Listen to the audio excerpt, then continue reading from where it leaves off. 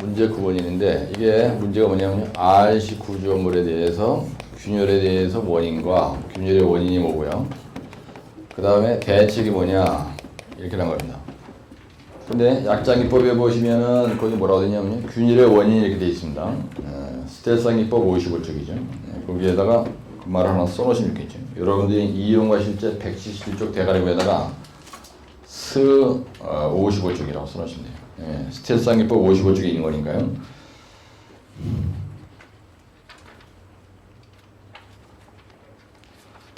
그러면은 스텔상기법에 보시면은 균열의 원인이 뭐라고 되어 있냐, 그죠? 같이 하면 소침건원, 화자철시설에 11줄이죠. 그 다음에 평가조사 방법은요, 따라 육비코설법 5줄이죠. 그 다음에 보수 방법은요, 그 대책에, 그때 대책이라고 써놓으시고요. 예봉, 짜추, DP4로 강표충, 맺은말 이렇게 되어 있습니다. 근데 이것만 가지고 이 스텔상기법 55쪽에 있는 걸 보면요, 55쪽에 있는 걸 보면은 이게 11줄, 한 줄이죠. 11줄에다 5줄이면은 16, 16에다가 열을 더하면은 26, 한 30줄 되죠. 그럼 한 페이지 반입니다. 여러분들이 약자기법에 있는 것만 시험장에서 옮기라도 한 페이지 반이에요. 그리고 여러분들 한 페이지만 넣습니다. 그거는 사실은요, 그림 몇 개 그려서 채운 겁니다. 근데 이론과 실제 177쪽에도요 그렇게 돼 있어요. 근데 여러분들이 암기를 하는데 한 번 암기한 게 안 날아가고 빨리빨리 기억이 시험장에서 빠른 속도로 쓰려면 약자를 읽어야 되겠지, 그지? 그러니까 집에 가서 외우실 때 그렇게 하시면 되는데, 그 117쪽에 보시면은 뭐라고 되냐면요, RC 구조물의 균열의 원인과 보호수공법 개요단에 뭐라고 되냐, 콘크리트의 균열을 방지할 목적으로 의도적으로 줄눈을 설치한다. 줄눈 시공이 잘못되면 이착력에 의한 균열이 발생한다. 그래서 줄눈에 대한 정밀 시공이 대단히 중요하다. 그 다음에 균열을 방지하려면요, 재료의 계량, 배합, 비비기, 운반, 치기, 다지기, 마무리, 양생 전 과정에 거쳐서 공국이 적은 치밀한 공구리가 되도록 해야 된다. 이런 말이죠. 그래서 여러분들이 이 균열에 대한 시험 문제가 나오면요, 개요를 써야 되고요. 그 다음에 두 번째 원인을 써야 되고, 균열의 원인. 그 다음에 세 번째는 이거에 대해서 균열의 방지 대책을 써야 되는데, 이걸 갖다가 우리가 시공적인, 그러니까 배합 대책을 쓴다라면요, 그 재료 단계에서의 대책이 있을 거니까, 그러니까 시공 단계에 대한 얘기로 나눌 수 있어요. 크게 나누면은 시공 단계에서 대책이 있고요. 그 다음에 두 번째는 그 보수를 해야 될 거 아니에요. RC 구조물의 균열에 대한 보수 방법을 꼭 써야 돼요. 균열의 문제가 나오면. 그 다음에 마지막에 와서 이제 결론 처리 이렇게 하시고 세 페이지를 끝내면 되는데요. 개요는 원래 RC 구조물의 균열은요, 균열을 제한할 목적으로, 즉 이착력에 의한 균열을 방지할 목적으로, 균열을 방지할 목적으로 우리가 뭐를 설치하냐면요, 방지 목적으로 줄눈을 설치하게 있어요. 그죠? 목적으로 설치하는 게 줄눈을 설치한다고요. 근데 줄눈이 잘못되면요, 여기에서 균열이 가는 거예요. 줄눈을 설치한다. 그 다음에 두 번째는요, 철근 배건을 잘해야 돼요. 철근 배건을 잘못된다. 그죠? 이게 잘못됐을 경우는요, 엄청난 균열이 발생합니다. 그죠? 잘못됐을 경우에 또 이제 균열이 발생하는 거예요. 그 다음에 시공 단계에서는 어떻게 되냐, 재료, 그 다음에 배합, 그 다음에 거푸집, 그 다음에 동바리, 그 다음에 줄눈, 그 다음에 철근, 그죠? 그 다음에 운반, 그 다음에 치기, 그 다음에 다지기, 그 다음에 마무리, 양생, 전 과정에 걸쳐서 해야 균열이 일어나는 거예요. 그래서 균열 방지하는 데는 제일 중요한 게 줄눈이에요. 그죠? 이착력이라는 게 뭐냐면요, 건조 수축, 응력, 그죠? 건조 수축이 생기면은 건조 수축 균열이 생기잖아요. 그 다음에 온동력에 의해서 온도 균열이 생기는 거고요. 그 다음에 크리프, 이거에 의해서 또 균열이 생기는 거예요. 월핑 앤드 컬링 현상. 그죠? 월핑 앤드 이것도 이착용이라고 했죠. 월핑 앤드 지난주에 얘기할 때 이걸 얘기했습니다. 줄눈 얘기할 때 이착용을 갖다 우리가 월핑 앤드 컬링 현상입니다. 균열을 방지하는 목적으로 줄눈을 설치한다. 그래서 이 균열 방지에는 줄눈이 대단히 중요하다. 철근 배관을 잘해야 된다. 그래서 균열을 방지해야 된다. 재래배양, 거풀리 동반 줄눈 철근 운반치기, 재배선 운치다 모양을 잘하는 것이 대단히 중요해요. 그래야 건조수칙이 적게 일어나는 거예요. 건조수칙이. 근데 여러분들 이해가 중요한 게 뭐냐면요. RC 구조물의 균열의 원인 대책은 바꾸면요. 이 말을 바꾸면 RC 구조물의 파괴 원인이 대체하는 게 이것이면 돼요. RC 구조물의 파괴는요. 균열입니다. 바로. RC 구조물의 파괴 원인 대책 이렇게 난 적이 없어요. 근데 아스콘 포장의 파손 원인 대책, 터널의 파괴 원인 대책, 터널의 붕괴 원인 대책, 제방의 붕괴 원인 대책, 제방의 누수 원인 대책이 제방의 균열 원인 대책이 된다며 맞죠?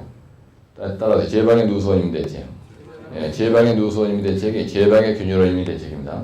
제방의 파괴 원인 대책이 제방의 균열 원인 대책이에요. 제방의 누수는 균열이 제방의 균열이 갔을 때 일어나는 겁니다. 그렇죠? 예. 그 제방의 균열은 어떻게 방지해요? 이건 이제 멘트인데요. 이게 제방이 이렇게 있어요. 근데 제방이 생긴 게 이렇게 있는데, 이게 만약에 공구리대입니다. 근데 공구리대면 생겨먹은 모양새가 이렇게 생겼습니다. 뭐 예를 들어 19주 이게 생겼다고 생각하면 이게 공구리댐이에요. 근데 RC 구조물의 균열원인 대책, 그럼 공구리댐의 균열원인 대책 이 얘기죠. 근데 이거는 흙으로 돼 있어요. 네, 흙으로 돼 있다 이거야. 그럼 이거에 대한 이 RC 구조물의 균열이 왜 생기냐 여기에. 이거는요 의도적으로 줄눈을 설치하게 되는데 줄눈을 개판을 했다. 그 다음에 요거 만들 때 고무를 만들 때 재료, 배합, 운반, 치기, 다지기 개판을 하면 이게 균열하는 거 아니에요, 그렇죠? 근데 제방은 균열의 원인 대책. 제방에 균열이 갔다는 걸 요걸로 균열이 갔다 이렇게. 그럼 요걸로 누수가 되는 거 아니야, 그죠? 그게 바로 파괴되는 거 아니야? 그래서 이 제방은 토공이에요. 예, 그러니까 이거는 연안집안처리를 잘해야 되고, 그 다음에 이것도 흙재료를 잘 가져야 되고, 다짐을 잘해야 되고, 배수구를 잘 설치해야 되고, 층따기를 잘해야 되고, 동상반이 차동 등이 줘야 되고, 그래서 연제답의 충구동 이렇게 하는 거 아니야. 이게 제방의 파괴원인 대책, 시공상의 대책으로. 제방이 붕괴가 안 되기 위해서 연안집안 처리도 잘해야 되고, 여기다 밑다짐공도 잘해야 되고, 여기다 격자브로공 뒤집어 씌우고, 그러면 여기에서 공구리에서도 뭔가 원인이 있을 거 아니죠. 예, 그런 겁니다. 그래서 그렇게 이해를 다른 거하고 좀 연관시켜서 생각하면은 균열의 원인이 뭐냐, 그죠? 예, 이건 균열의 원인입니다. 내가 지금 여기다 이걸 안 쓴 이유는 여러분들이 시험장에 갔을 때 RC 구조물의 균열의 원인 대체 이렇게 나면요, 여기다가 다 여기까지 쓰는 거예요. RC 구조물의 균열의 원인 이렇게 쓰는 거예요. 여기다 RC 구조물의 원인 용어, 구조물의 균열의 원인. 원인 대책 쓰라고 요거만 내려 쓰지 말고 답안에 쓰는 요령을 얘기하는 겁니다. 정확하게 RC 구조물의 균열의 원인. 여기도 RC 구조물의 균열의 방지 대책. 이 말이 여기 들어가야 된다고요. RC 구조물의 균열의 방지 대책. 균열의 방지 대책. 이렇게 써야 돼요. 만약에 문제를 낸 사람이 보수 방법에 대해서 기술하시오. 그럼 여기다가 RC 구조물에 이렇게 쓰지 말고 보수 방법이라고 쓰고. 근데 어떨 때는 문제를 낸 사람이 이렇게 했어요. 72회 때 뭐라고 하냐면요. 시공 과정에서 발생하기 쉬운 균열의 대책 수시 이렇게 나눠져 있어요. RC 구조물에 대해서 시공 과정에서 발생하기 쉬운 균열의 원인과 이거에 대한 대책을 기술하시오. 그럼 이 사람은요 시공 단계에서 나오는 그죠? 내용을 쓰라는 얘기입니다. 시공 과정에서 발생하기 쉬운 균열의 원인. 그러면 이게 원인에도 이거에 대한 원인이 실질적으로 들어가야 돼요. 그래서 원인은요 이렇게 되어 있습니다. 원인이 두 가지가 있어요. 그래서 177쪽에 보시면은 약장기법에 세운 소침 권원 이런 게 있고요. 네? 요거는 일반적인 원인이고요. 일반적인 원인. 그 다음에 시공 과정에서의 원인이 있습니다. 그죠? 네, 이렇게 구분을 하시면 돼. 그래가지고 뭐 도표를 하시든지 다 좋습니다. 그래서 이거는요 그 다음에 침, 그죠? 거기 있죠? 건원, 이동하실 때 177쪽에 대점 2번에 보면요. 거기 고지로 되어 있습니다. 소침, 건원, 화자, 화자철까지만 있죠. 예, 화자철. 소성 수축 균열이라는 게 있고요. 그 다음에 치마 균열이라는 게 있고, 건조 수축 균열이라는 게 있고요. 예, 그 다음에 온도에 의한 균열이 있고요. 그 다음에 화학적 작용에 의한 균열이 있고, 자연 기상작용에 대한 균열이 있고요. 그 다음에 철근 일에 대해서 철근 부식으로 인한 균열이 있다. 이런 얘기입니다. 응? 따라서 소친거는 화자철. 철근이 부식이 되면은 균열이 일어나요. 자연 기상작용이라는 건 뭐냐? 동상이에요. 동해. 화학적 원인에 의한 균열이라는 건 뭐냐면요.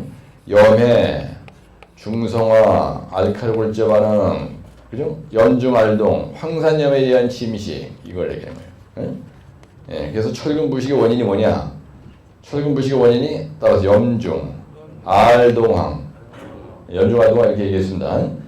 그래서 우리가 학자들이 얘기를 할 때 화학적 원인에 의한 균열을 염중알동황을 얘기하는 거예요. 동해를 빼고, 동해는 자연기상작용이니까 염중알동. 예, 이거 탄산가스, 염분, 알칼리골제 반응, 황산염이 콘크리트 침투가 되면 철근이 부식이 돼서 균열이 일어난다 그랬잖아. 그죠? 철근 부식으로 인한 균열. 철근 부식의 원인이 뭐예요? 염중알동황이라고 했잖아요. 그죠? 철근 부식의 원인은 염중알동황입니다. 그래서 이거 소성 수축 균열, 치마 균열, 건조 수축 균열. 그래서 원인이라고 했으니까요. 소성 수축에 의한 균열, 치마에 의한 치마 균열, 건조 수축의 응력에 의한 건조 수축 균열, 온동력에 의한 온도 균열. 그렇죠? 온동력에 의한 온도 균열. 이런 표현이 더 낫겠죠? 예, 온동력에 의한 온도 균열. 따라서 건조 수축 응력에 의한 건조 수축 균열. 그렇죠? 치마에 의한 치마 균열, 소성 수축에 의한 소성 수축 균열. 그렇죠?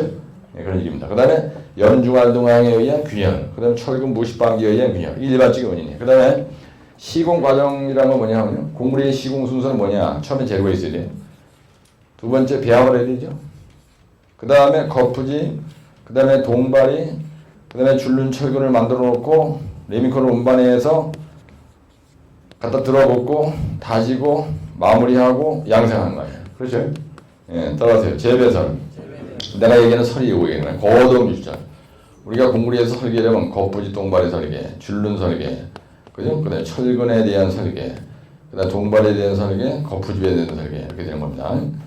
그래서 시공 과정이라는 건 뭐냐? 재료, 갖다 비벼, 배합, 그 다음에 거푸집 동발 설치하고, 운반해서 들어보, 그 다음에 치기하고, 그 다음에 다지기하고, 그 다음에 마무리하고, 그 다음에 양생, 이런 과정을 거쳐서 일을 하는 겁니다. 이게 시공 순서예요, 바로.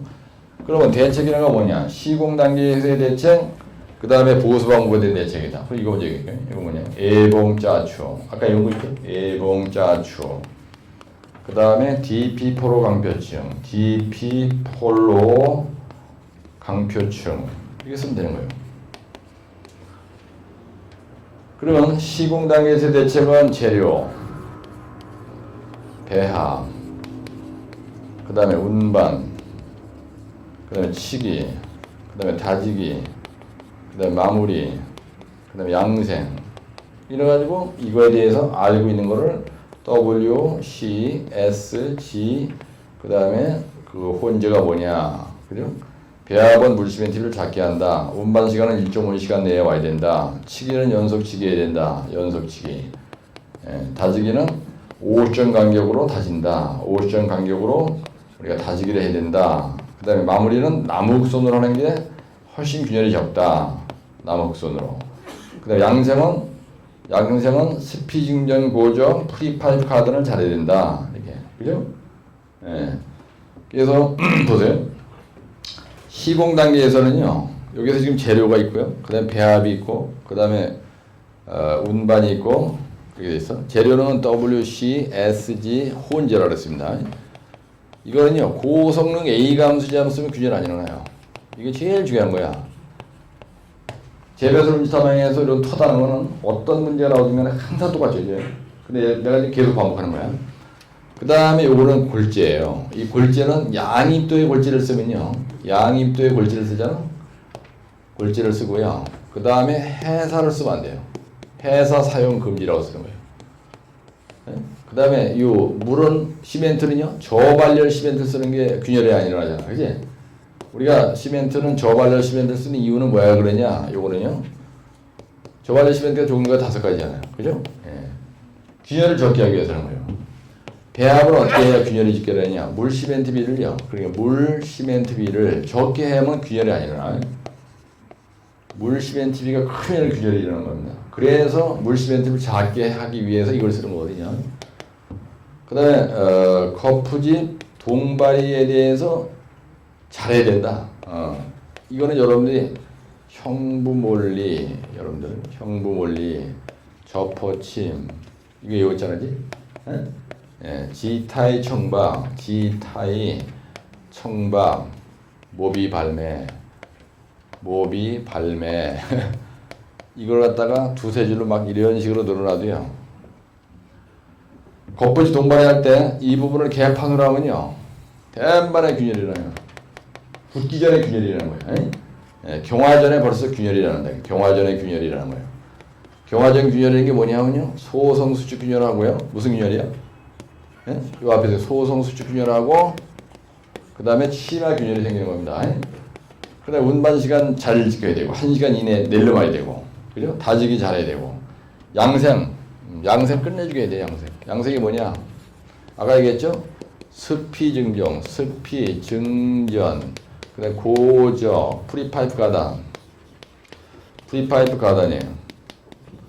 그래서 이 피망 양생, 그다음에 수분 양생, 이건 전기 양생, 이건 고강도에서, 그다음에 전기 양생, 고주파 양생, 적외선 양생 이런 거는 요령입니다. 이건 한중물에서 하는 거예요. 그렇죠? 요거는 주로 데크스라브 같은 데서, 그다음에 서진 공무리에서, 그죠? 요거는 초기 양생할 때 주로 수빈 양생, 피망 양생 하거든요. 고강도 공무리를 제작하고 할 때. 예. 이것을 PS10 박스 가다 같은 거 할 때 이걸로 한다 그래요. 그다음 프리쿨링이라는 거 뭐냐? 여러분들이 땡 같은 매스 공무리에서, 그죠? 그래서 매스 공무리에서는 이런 걸로 한다 이거예요. 그리고 여기다가 댐이나, 그다음에 교각이나, 그다음에 교대나, 그죠? 이런 아주 1층 치기 높이가 1.5m, 1층 타설 높이가 1.5m 이상 되서는 뿌리쿨링 파이프 쿨링 반드시 해줘야 된다. 길게 설명할 게 없어요, 여러분. 이거는 뭐냐면요, 가열 양생이 있고, 그 다음에 단열 양생이 있다 이거예요. 근데 공물이 타설을 어디까지 잘하냐면, 다지기까지, 여기까지 끝내주겠는데, 양생을 개판을 했다. 그럼 앞에까지 하면 다 돌아보게. 거푸집 동발에 대해서 형상, 거푸집의 부풀어 오름, 몰타르의 새어나옴, 이음, 접속부의 느슨해짐, 허용치 마량, 지주, 폼타이 볼트 잘하고, 청소 잘하고, 박리제, 못따기, 비계, 발판 아무리 잘해놔도 여기까지 잘하는데 양생을 안 했어요. 양생을 개합하더라 하면요. 그 앞에 한 번 싹 다 돌아못 되는 거예요.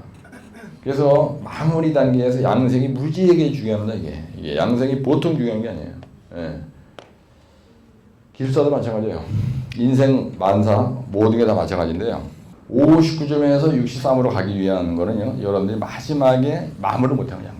공부에서 제일 중요한 양생입니다. 이게. 그래서 이 프리쿨링이나 파이프, 근데 이거는 이 문제에다는 이거를 쓰라는 게 아니에요. 그렇죠? 예. 부분적인 내용을 한 거죠. 재배설, 운치다 마양. 그러면 요거 그죠? 요거를 가지고 뭐 0.5페이지나 이 정도 써. 그렇죠? 요거 가다 보니까 요렇게 나열하면 요거만 가지고 요거 0.5페이지 되죠. 그죠? 예. 그 다음에 요거 0.5페이지야. 그럼 몇 페이지? 요거 가지고 0.5 내지 한 페이지 쓰면 되겠죠? 그러면 요거 한 페이지 쓸 수 있죠, 여러분들. 그죠? 쌈박하게 쓸 수 있지. 그러면 이런 폼으로 쓰면 된다는 얘기야. 따라 스피닝 좀 보죠. 프리파이프 가단. 그래서 지금 재배설 운치다 방향 얘기할 때 여기에 나와 있는 요 양생을 이런 식으로 표현하는 거 아니에요, 내가 얘기한 거는. 이게 상당히 중요한 거예요. 고득점 하는데 무지무지게 중요한 내용이라고 얘기해요. 그럼 내 말은 한 페이지야. 그럼 여기까지가 1.5페이지 된 겁니다. 그럼 여러분들 한 페이지만 더 쓰면 되죠. 그러면 이거를 나열하는 거예요. 에폭시 주입공법 이렇게. 에폭시 주입공법. 그러면 키워드는 다 나왔죠. 따라 소친거는 화자철. 다시 한번 소친거는 화자철. 이건 재배설 운치타마형 나열은 재배설 운치타마형 나열했어. 그 다음에 이거에 대해 설명한 거죠. 근데 이것도 뭐 이 정도 쓰는 거는 강의만 들으면 이건 다 쓸 수 있는 거예요. 이거는. 그죠? 그 다음에 이거 보수예요. 근데 이걸 갖다가 여러분들이 12가지인데 12가지 나열을 안 하고 3가지만 나열을 한다고. 이상한 거야 나 그거. 어? 계속 59점 가는 거야 그러니까. 왜 자르냐 이거 집어때려 나한테 물어보지도 않고. 그래서 이게 봉합 보수 방법. 이건 짜집기 방법이고요. 추가 프리 스트레칭 한다고 돼 있죠? 예? 따라 추가 프리 스트레칭. 그 다음에 이건 드라이 패킹 문법이라는 거고요. 드라이 패킹 맞나요? 이건 포리머 이건 뭐예요? 포리머 함식 공구리 타서 만드는 거고 예봉 짜주 DP 포로 오버레이 이거 뭐예요? 오는 이거 뭐예요? 뭐가 뭐예요? 네? 왜? 오버레이 뭐예요? 오버레이 보수 방법? 네, 오버레이 보수 방법. 근데 이건 강판 압착이죠. 네, 강판 압착, 강판을 대는 거고요. 이거는 뭐예요? 표면 처리고요. 그 다음에 이거 충전은 뭐예요? 네, 충전은 뭔지 모르지만 충전한다는 게 충전한다 이거예요. 뭘로 쑤셔놓는다 이거예요. 그럼 이거만 가지고 11개예요. 그럼 여기에서 여러분들이 그림을 그릴 수 있는 거를 내 책에 있는 것처럼 대여섯 개만 쌍박하게 그리면 된다 이거야. 그러면 요 문제 하나를 집에 가서 하는데 여러분들 내 강의를 들었어. 안 들으면 이제 네가 하지. 여기서 들었는데 대가리 받고 조금 죽어놨어. 저 뒤에 멀리게 앉아가지고 잘 못 들었다. 하는 동영상 딱 틀어놓고 집에 가서 한 10분 내지 20분 요거만 보고 재밌게 줄다왜 피어들해 보는 거야. 아 재미있구나. 응? 역시 죽고 싶은 생각이 들었는데 토요일에 보니까 이게 바닥 살아나구나 그냥. 응? 그러면서 하면은 결국은 여러분들이 뭐가 중요합니까? 따라 소친 거는 화자철, 재배설 운치다마요. 여기서 설명하면 안 돼. 원인에서 설명하면 안 된다 이거야. 그럼 뭐예요? 따라 대제목, 개요, 원인에서 새끼 2개. 그 다음에 대책에서 새끼 2마리. 그죠? 시공상의 대책, 보수 방법, RC 기준의 보수 방법으로 인한 대책. 그죠? 따라 재배설, 운치다마요. 예봉자, DP 프로. 이것만 늘어나도 한 페이지는 3페이지가 넘어요. 그럼 거기에다가 설명한다는 거 이거는 사실 강의만 앉아서 끄떡끄떡하고 들어도 이 정도는 다 끌적거린다니까. 지난주에도 이거 수십 번도 했어요. 지난번에 이거 판서 10번도 했다고. 그렇지? 그런데 뭐 어려우냐고. 쉬운 거야. 그렇게. 따라서 소친거는 화자철, 재배설 운치다마요. 또 재배설 운치다마요. 예봉자주 DP 프로 강표준. 그렇죠? 예. 근데 책에는 이렇게 안 돼 있잖아. 이거하고 순서가 똑같이 안 돼 있었잖아. 그지? 그러니까 이렇게 판서하고 내가 1시간 동안 한 30분 지금 요거 한 30분 설명했거든요. 그러니까 이거 25점짜리니까 한 25분은 설명을 해야 돼. 예? 그럼 여러분들이 집에 가서 25분 동안 요거 25분 내에 요 정도를 안 보고 예를 들어서 쓰는 연습이 안 됐다. 그럼 히틀러가 뒤에서 MCC 자동하게 딱 두고 서 있다가 써. 그런데 똑같이 못 쓰고 그냥 비리비리 한다. 그러면 말없이 그냥 그런 공포 분위기 속에서 몰아넣으면 여러분들이 다 간다고. 내가 소친 거는 화자철, 재배설 운치다마요. 그 다음에 스피딩 고정, 프리파이프 가단. 그래서 균열에 대한 얘기가 나왔을 때 여러분들 스피딩 고정, 프리파이프 가단을 쓸 때 이런 분위기. 이거를 양생, 재배설 운치다마 양 했잖아. 양 하고 나서 이런 분위기로 옆구리에다가 이렇게 해놓으면 이 옆구리가 비질 않잖아. 무슨 얘기냐면요. 여러분들이 쓰다 보면 말이야. 이렇게 쓰다 보면은 재배설 운치다마양 간 거야. 근데 그 끝나는 자리가 맨 마지막 자리가 될 수도 있고 여기서 3줄 남아있는 요 자리에서 끝날 수도 있다 이런 얘기야. 에? 그럼 저걸 갖다 여기다 달아놓으면은 괜히 쓸데없이 페이지만 많지 돈이 안 되잖아요. 그렇죠? 그럴 때 하다 보면 하여튼 이 정도 오게 돼 있어요. 그러면 이거를 이후에서 뭐 재배설 운치다마양 재배설 운치까지 할 때 이 자리가 널널널하게 비어 있다고. 그죠?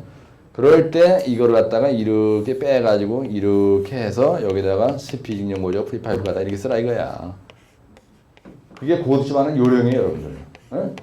어느 인간도요, 이렇게 재료, 그 다음에 배합, 여기다 끌적끌적 하는데 이게 많지 않잖아. 이거 많이 쓰다가 조지는 거야. 왜? 이거에 대해서 많이 알고 있다. 그래서 여기다 더 대기를 그냥 많이 쓰다가는 여기서 시간 뺏겨가지고 더 중요한 하여튼 기숙사의 답안은요, 골고루 넣어줘야 돼. 요것도 넣어주고 요것도 넣어주고 여기서도 요것도 넣어주고 요것도 넣어주고 이렇게 해야 되는데 어느 한 부분에 편중하면 점수가 안 난다는 얘기야. 그러니까 요런 부분에 대해서 설명을 많이 하게 돼 있지 않다 이거지. 재배설 운다음에 나열을 했다 하더라도 한두 줄로 끝나는 거야.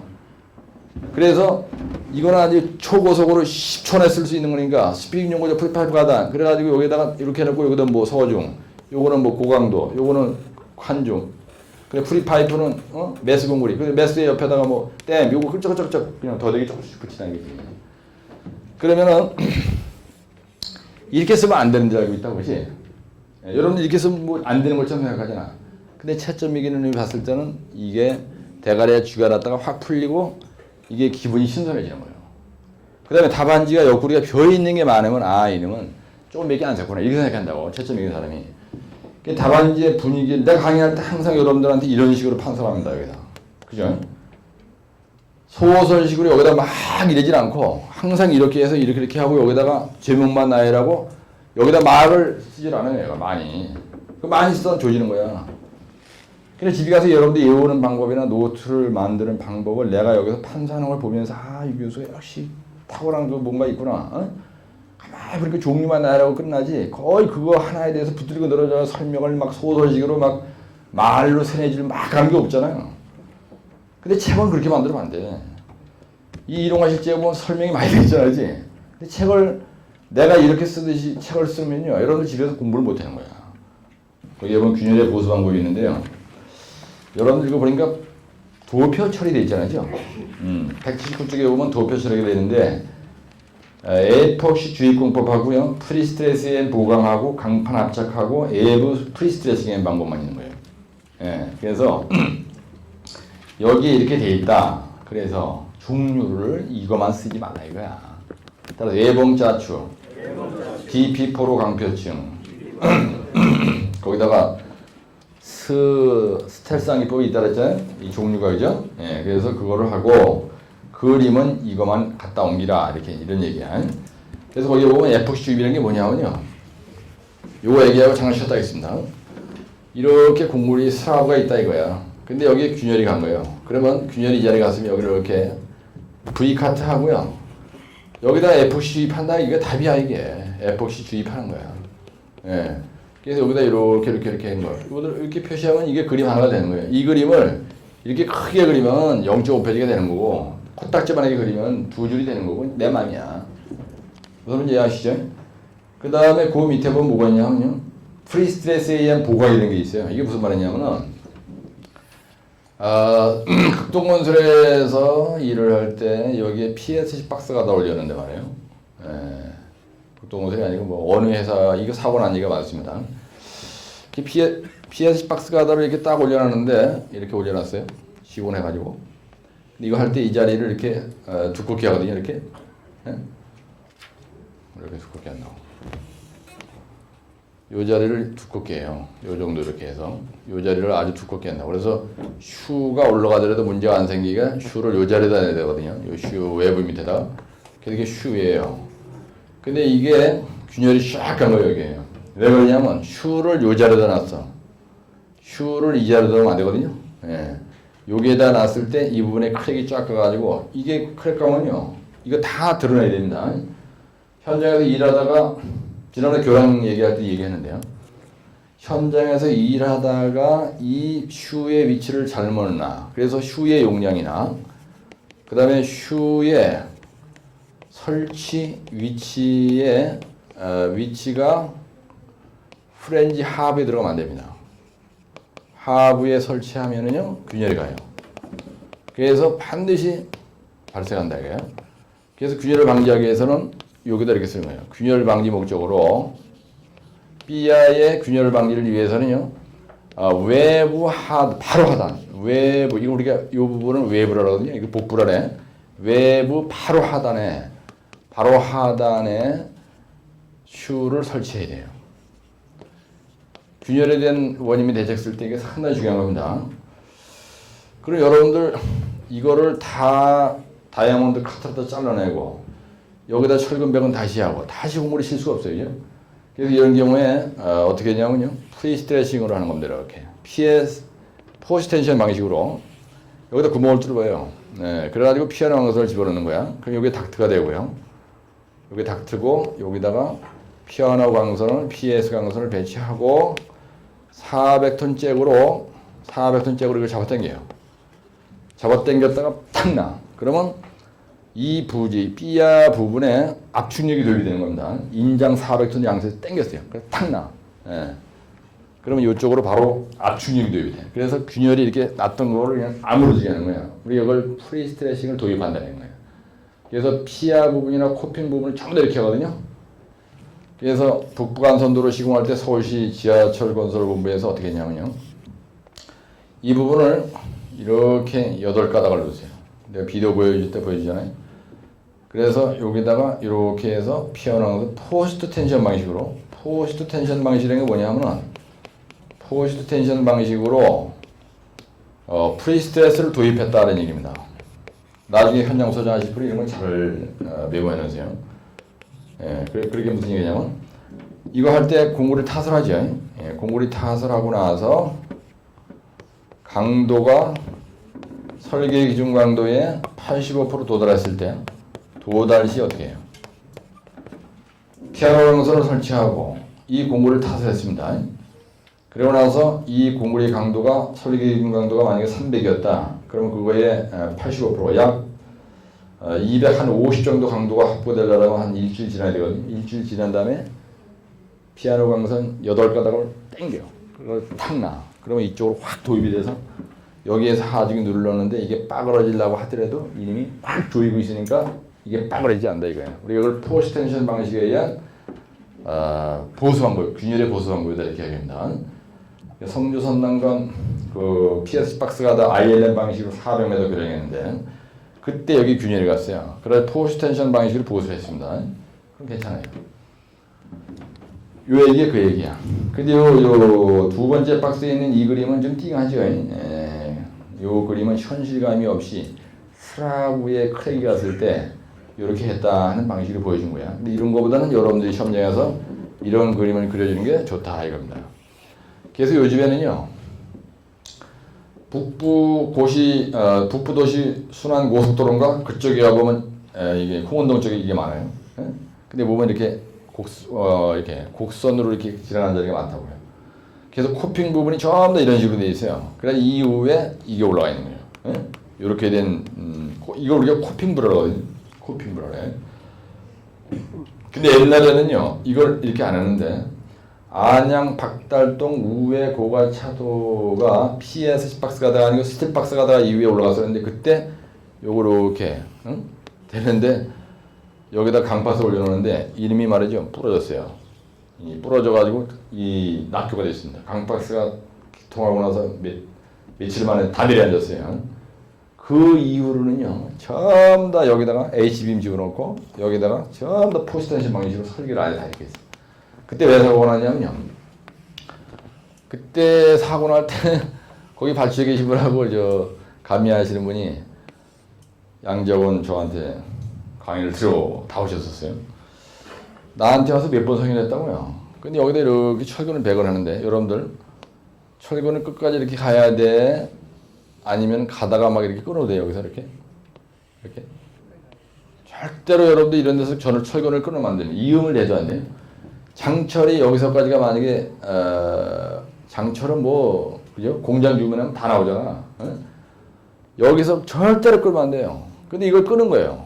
근데 왜 끊었냐 그랬더니 그래서 어느 게 공구는 설계가 여기까지 다 돼 있었고 어느 게 공구는 여기서 끊는 걸로 돼 있고 설계가 그게 왜 이렇게 끊었냐 그랬더니요 구조 검토를 해보니까 여기다가 끊고 여기는 배관을 안 해도 되고 여기는 이렇게 해도 된다 그래서 이렇게 했다는 거야. 근데 그 사고 나기 전에 설계도면을 저한테 여기 학원에 가져왔어요. 그래가지고 감리단장하고 현장 소장이 가져왔더라고. 자기가 아무래도 안 될 것 같아가지고 여기까지 했으면 좋겠는데 이게 설계 변경을 안 해준다는 거야. 그래가지고 이렇게 했다는 얘기를 내가 들었어요. 그러고 나서 얼마 있다가 그 사고 난 거야. 그래서 여러분들 일할 때요. 이런 거는 구조 검토하는 게 아닙니다. 그렇지 않아요?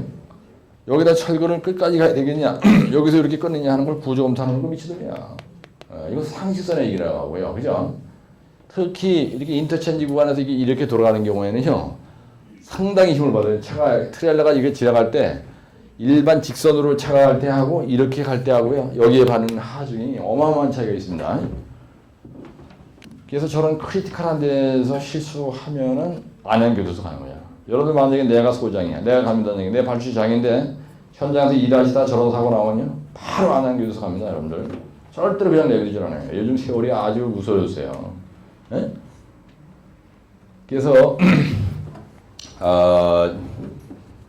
만약에 현장에 갔는데 도면에 이런 쿠핑 부분이고 특히 인터체인지 구간이고 한데 이런 부분이 포스텐션 방식으로 이렇게 세게 나가지 않았다.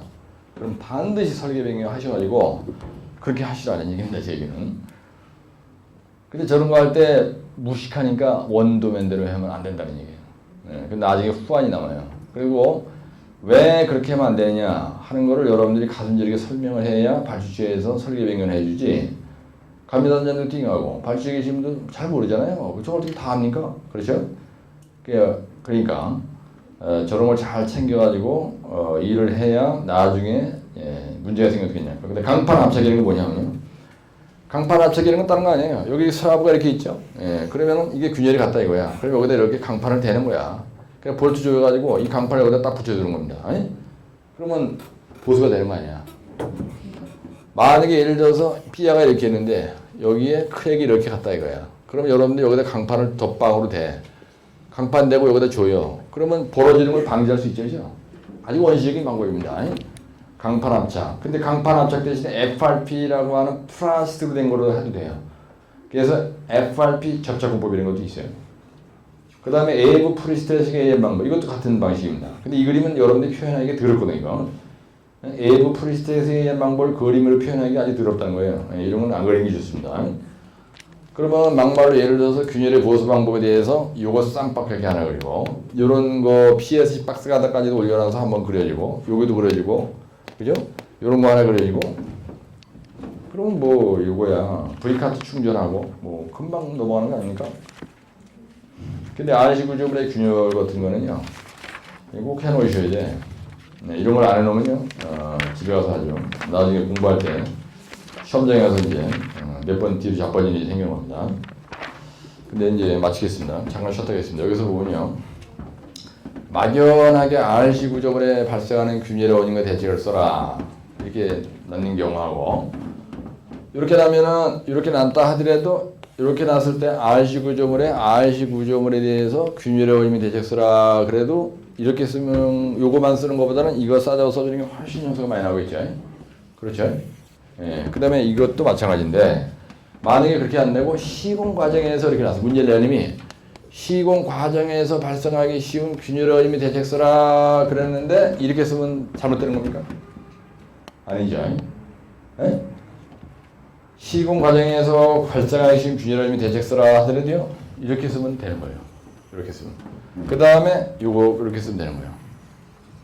그런데 문제는 뭐냐? 대제목을 어떻게 쓰냐 이겁니다. RC 구조물에 균열의 발생과 원인 대책 쓰시오. 그러면요 따라서 개요. 그 다음에 RC 구조물의 균열의 원인 이렇게 쓰면 되는데 이 내용은 똑같은 걸 쓰더라도 시공 과정에서 발생하기 쉬운 균열의 원인 그러면 이 대제목이 시공 과정에서 발생하기 쉬운 균열의 원인 이렇게 가야 된다 이거예요. 네? 이것도 시공 과정에서 나오는 거죠. 그 다음 보세요. 이거 대책도 마찬가지입니다. 만약에 대책 이렇게 물었어요. 그러면 RC 구조물에 균열에 대한 대책 이렇게 써야 되는 거고 만약에 문제를 낸 놈이 시공 과정에서 발생하기 쉬운 균열의 원인과 대책을 쓰시오. 그러면은 시공 과정에서 발생하기 쉬운 균열의 방지 대책 이렇게 하고 내용은 이렇게 들어가면 된다는 얘기예요. 어떤 형태로 묻든 간에 답은 다 똑같아요. 그죠? 만약에 예를 들어서 시공 이거 안 썼다 만약에 시공 과정에서 발생하기 쉬운 균열을 쓰라 그랬다 가지고 이거는 안 쓰고 요거만 썼다. 그러면 52점 맞는 거예요. 그래서 균열에 대한 얘기가 나오면은 아스콘 포장의 파손 원인 및 대책 수시 이렇게 나서 문제가. 아스콘 포장의 파손 원인 및 대책 수시 이렇게 나서. 아스콘 포장의 파손 원인은 생원포다 완투마입니다. 그렇죠? 시공 과정에서 발생하기 쉬운 아스콘 포장의 파손 원인은 생원포다 완투마야. 대책을 쓸 때 반드시 생원포다 완투마에 대한 내용 써주고 보수 방법에 뭘 써야 돼요? 회피오버 제절리 충절증 그래서 아스콘퍼정의 보수 방법에 대한 얘기를 여기에서 예봉자치 하듯이 반드시 해야 된다 이거야. 파손이 났는데 보수 얘기를 안 하면 안 되잖아. 그 보수가 바로 대책이잖아. 그렇죠? 예, 그거 상당히 중요한 거예요. 그러니까 센스 있게 가라는 얘기지. 그래서 내가 강의하는 거는 1교시 용어는 또 물론 마찬가지인데 2, 3, 4교시는 하나를 해놓으면은 균열에 대해서 어떤 문제가 나더라도 확실하게 해결할 수 있게끔 강의를 해주잖아요. 예, 그러니까 개수 많다 이거 생각하지 않아요. 이런 식의 강의를 확실하게 해놓으면은 집에 가서 사실은 공법을 50개만 해도 합격할 수 있는 거예요.